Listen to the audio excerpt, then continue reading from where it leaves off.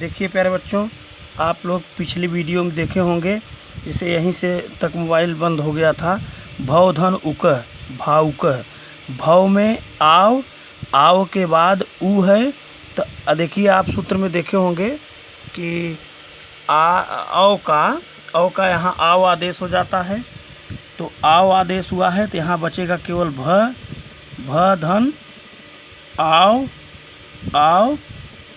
और फिर यहाँ केवल बचता है उकह उकह। अब तीनों इसको जोड़ेंगे तो भ से वो हो जाएगा भा व से अब उ स्वर पूरा होगा तो भावुकह बना शब्द। यही ये पूरा सिद्ध हो गया। अयादि संधि यहाँ पूर्ण हो गई। अब इसी प्रकार में आगे हम आपको आज फिर से अब जो कक्षा 12 में आपके विषय में है पूरा बताया गया है, उसमें है व्यंजन या हल संधि। व्यंजन के बाद स्वर या स्वर व्यंजन या व्यंजन प्लस स्वर व्यंजन के आने पर जो विकार होता है उसे व्यंजन संधि कहते हैं। इसमें जमा प्लस चिन्ह से पहले हलंत व्यंजन आता है, जैसे सत धन चित सच्चित। देखिए यहाँ व्यंजन के पहले त है, त में हलंत है इसलिए व्यंजन है। जैसे जगत धन ईश्वर है, जगत में त है, त के बाद व्यंजन के बाद ई आया है तो जगदीश्वर है। यहाँ पहले उदाहरण में त के बाद व्यंजन और दूसरे उदाहरण में व्यंजन के बाद स्वर आया है। और इसमें व्यंजन में होता है इष्टुत्व संधि। इसका सूत्र है इस्तो सचुना सचुह।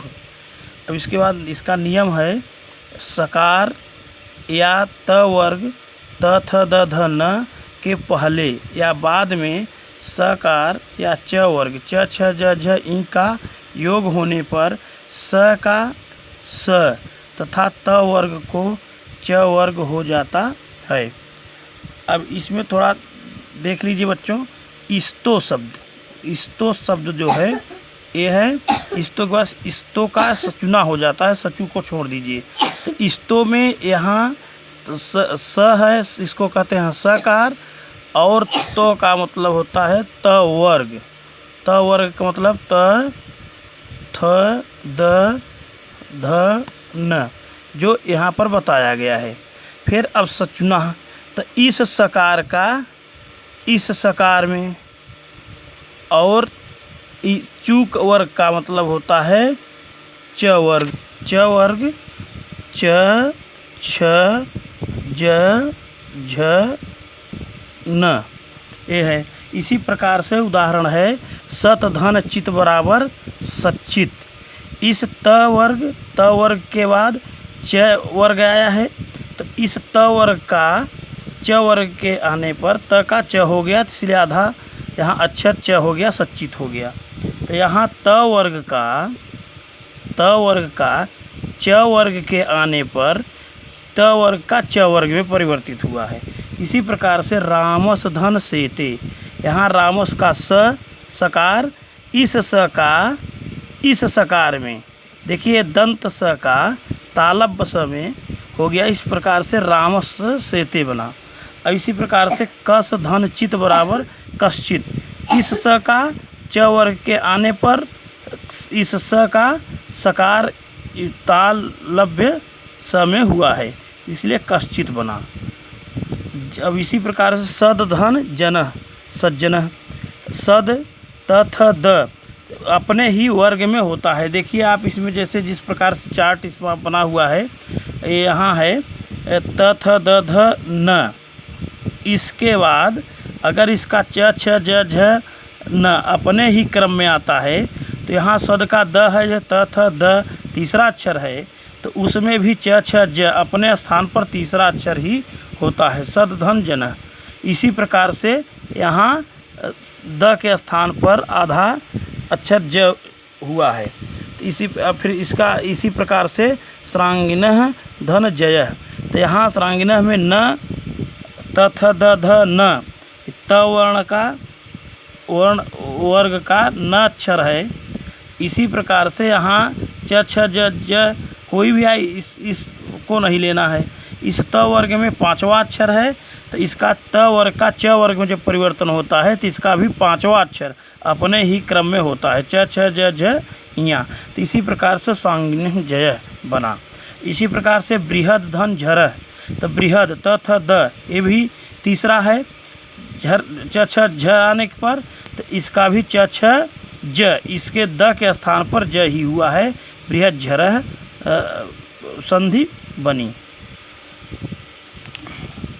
इसी प्रकार से आप ये तो संधि विच्छेद पढ़ा, संधि पढ़ा।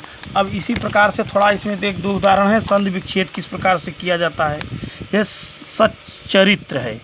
अब इसमें चरित्र में है तो यहाँ देखना पड़ेगा आधा अक्षर कौन सा है, च है, और यहाँ पूरा चरित्र है तो यहाँ चरित्र लिख लीजिए। अब ये ध्यान देना है कि च वर्ग में जो त वर्ग का च वर्ग होता है, च आधा अक्षर है तो इसका च किसका होगा, त वर्ग का। तो त वर्ग का वही पहला अक्षर है, इसलिए यहाँ सत हो जाएगा, सत धन चरित्र, इस प्रकार से विच्छेद होगा।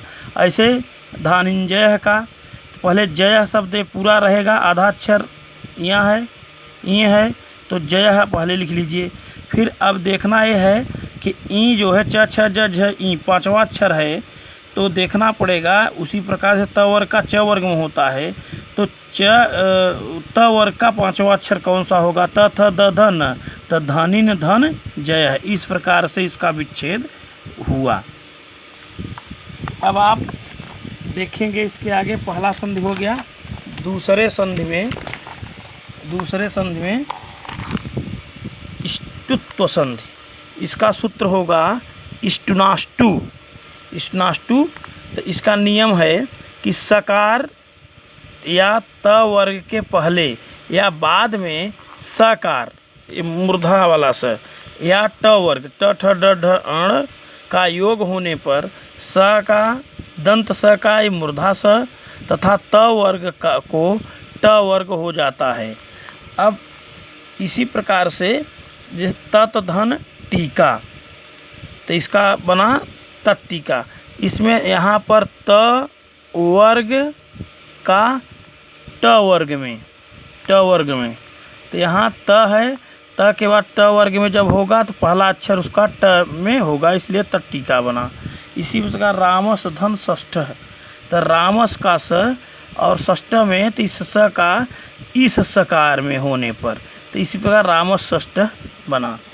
अब यहाँ उद्धन डैनम, तो यहाँ पर त थ द तीसरा अक्षर हुआ, इसी प्रकार ट वर्ग में ट ठ ड ड तीसरा अक्षर ड बन करके उड्डयनम संधि बनी।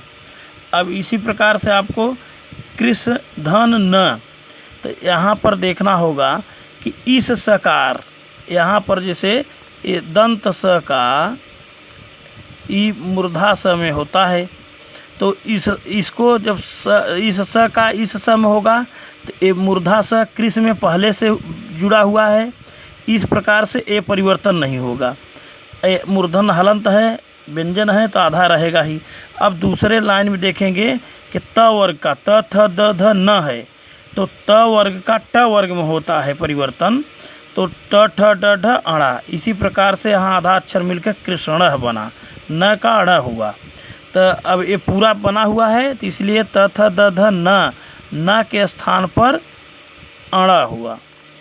इसी प्रकार से दुस धन त, तो दुस ये पूरा बना हुआ है, स तो मूर्धन पहले से है और यहाँ त के स्थान पर त वर्ण का ट वर्ग में होगा तो दुष्ट संधि बनी।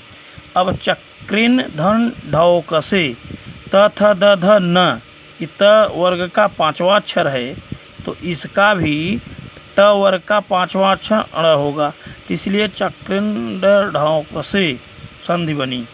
इसी प्रकार से है उस धन त्र।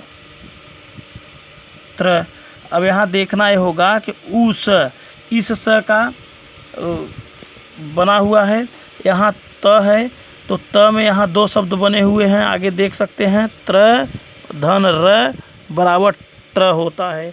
तो यहाँ त है, त अक्षर है तो त का र निकला हुआ है तो ये व्यंजन आधा है, उस आधा बना। फिर यहाँ त वर्ग का ट वर्ग में होगा तो त के स्थान पर ट हुआ, और इस ट में र जुड़ा हुआ है तो इसलिए यहाँ पर बन गया तो उस धन त्र बराबर उष्ट्र रूप सिद्ध हुआ, संधि बनी। इसी प्रकार से इसमें संधि विच्छेद भी जानते हैं। रामस्टीकते, तो रामस्टीकते में अब टीकते शब्द पूरा इधर लिख दीजिए पहले एक भाग। अब देखेंगे मूर्धन्य स होता है तो इस सूत्र में, इस नाष्टु में केवल इस मूर्धन स का साथ दंत स का होता है, इसलिए यहाँ रामस धन टीकते हुआ विच्छेद में। अब सृष्टि इसी प्रकार से सृष्टि का है तो सृष्टि में ये स आधा बना हुआ है मूर्धन्य स, तो सृष हो गया। फिर यहाँ देखना होगा कि टी शब्द बना है, टी है बचा है, तो टी शब्द किसका होता, त वर्ग का, ट वर्ग में होता है, इसलिए यहाँ सृष धन ती है बराबर सृष्टि रूप बना। देखिए प्यारे बच्चों, अब इस कड़ी में इतना ही। अब देखिए आप लोग, अब अगले कड़ी में अगले दिन फिर हम आपसे रूबरू होंगे। बहुत बहुत आपको धन्यवाद।